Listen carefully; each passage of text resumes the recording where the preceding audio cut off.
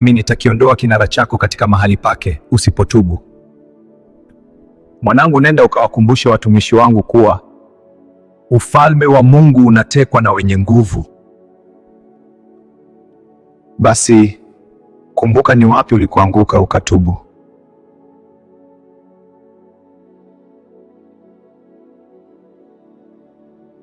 Na kuvalisha hili vazi la utakatifu. Hakikisha hatuendi dhambi tena, maana ukifanya dhambi utalichafua vazi hili.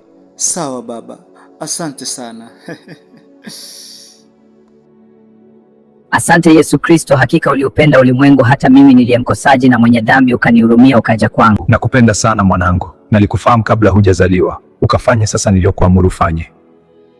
Mshahara wa dhambi ni mauti, bali karama ya Mungu ni uzima wa milele. Wewe ni mtumishi wangu, nenda ukaitangaze kweli kama mlivyoandikiwa katika Biblia.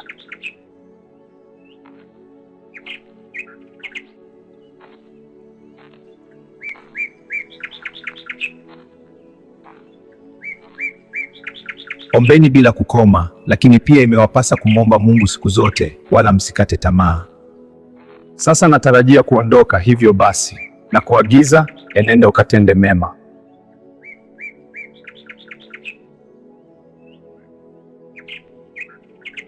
Mwanangu, utajisikiaje kama utakuja ukutane na wenzako akina Elia na Musa na Daniel na wengine wengi? Oh my Lord, hakika ninatamani sana kuwaona. Itakuwa ni vizuri sana, nitafurahi kuwaona.